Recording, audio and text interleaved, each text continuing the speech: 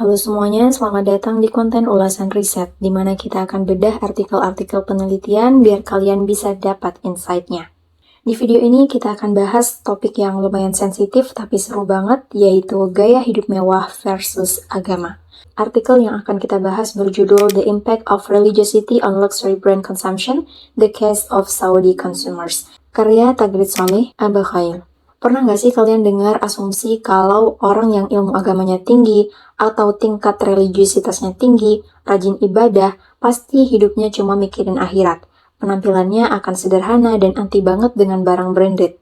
Nah, riset ini akan membongkar realitas yang sebenarnya terjadi di lapangan dan percayalah hasilnya akan bikin kalian kaget. Sebelumnya, saya perlu menjelaskan bahwa video ini bertujuan untuk mengulas artikel penelitian dari sudut pandang peneliti, dan bukan merupakan pengganti dari membaca artikel aslinya secara utuh. Untuk insight lengkapnya, kalian wajib baca sendiri di artikel aslinya ya. Untuk linknya udah saya taruh di deskripsi. Sekarang kita masuk ke bagian latar belakang penelitian. Kenapa riset ini penting untuk dibahas? Karena saat ini dunia sedang melihat sebuah paradoks atau keanehan. Di satu sisi, ajaran agama, khususnya Islam, sangat mendorong umatnya untuk hidup sederhana dan menghindari gaya hidup berlebihan atau israf. Tapi, di sisi lain, data di lapangan justru menunjukkan fakta yang berkebalikan, di mana pasar barang mewah di negara-negara mayoritas muslim justru meledak luar biasa. Di Timur Tengah aja, transaksi barang mewah itu nilainya mencapai miliaran dolar Amerika Serikat dan terus meroket tajam. Hal ini membuat peneliti penasaran. Peneliti bertanya-tanya untuk negara seperti Arab Saudi yang penerapan ajaran agamanya sangat kuat dan dinilai memiliki tingkat religiusitas yang lebih tinggi, apakah tingkat religiusitas di negara tersebut benar-benar bisa mengurangi keinginan mereka untuk melakukan belanja barang mewah? Kalau menurut kalian gimana?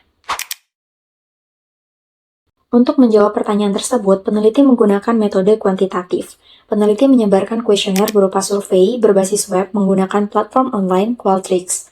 Survei ini disebar secara acak atau melalui random sampling melalui email dan SMS kepada para perempuan di kota Riyadh, Arab Saudi. Dari sebaran survei diperoleh 322 responden perempuan yang datanya valid untuk diolah. Kenapa cuma perempuan? Karena penelitian-penelitian sebelumnya membuktikan bahwa perempuan cenderung memiliki sifat impulsif dalam urusan belanja barang mewah. Sehingga peneliti memilih perempuan sebagai responden dalam penelitiannya. Adapun teknik analisis data yang digunakan oleh peneliti adalah dengan menggunakan SEM atau Structural Equation Modeling. SEM dipakai karena peneliti ingin mengevaluasi hubungan banyak variabel sekaligus dalam satu waktu. Dengan menggunakan metode tersebut, kita mendapatkan insight yang menurut saya paling daging dari riset ini.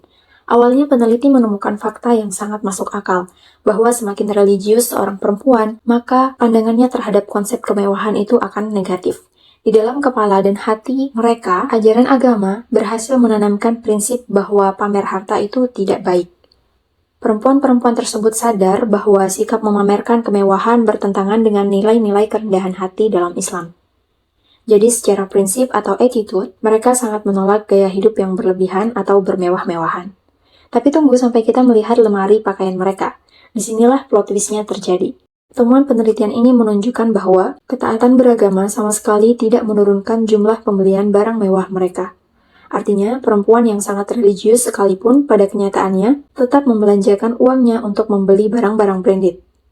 Menariknya lagi, faktor usia dan tingkat pendapatan ternyata juga tidak mengubah kenyataan ini.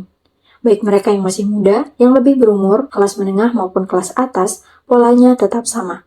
Lalu, mengapa hal ini bisa terjadi? Penelitian ini membongkar adanya fenomena psikologi konsumen yang brilian yang dikenal dengan istilah inconspicuous consumption atau konsumsi terselubung.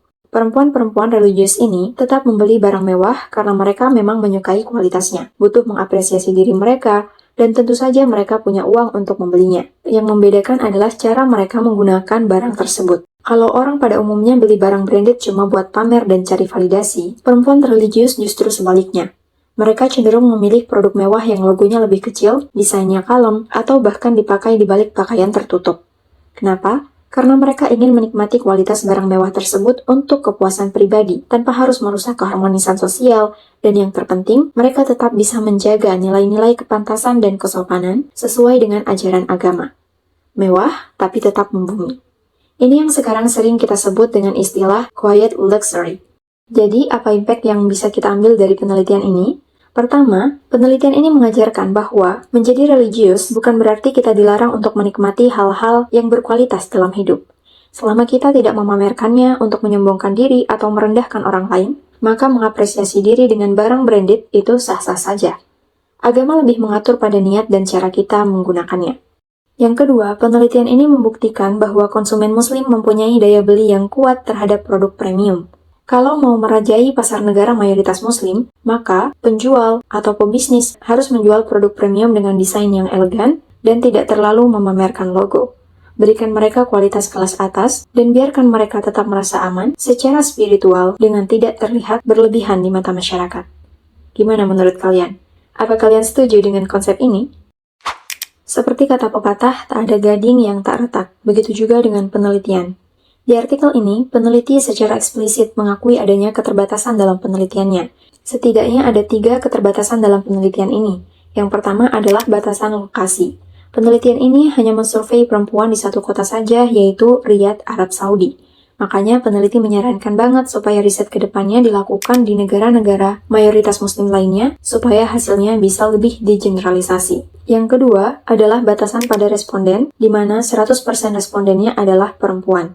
Sehingga peneliti merekomendasikan agar penelitian ke depannya melibatkan responden pria supaya kita bisa tahu apakah pria juga suka melakukan pembelian barang branded seperti perempuan.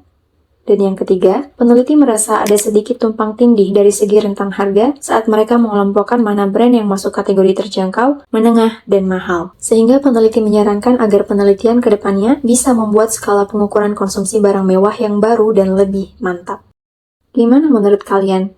Apa kalian setuju dengan konsep quiet luxury alias mewah tapi kalem? Atau kalian ngerasa kalau udah beli mahal-mahal, ya logonya harus kelihatan dong biar semua orang tahu? Coba bagikan insight atau pendapat kalian di kolom komentar ya.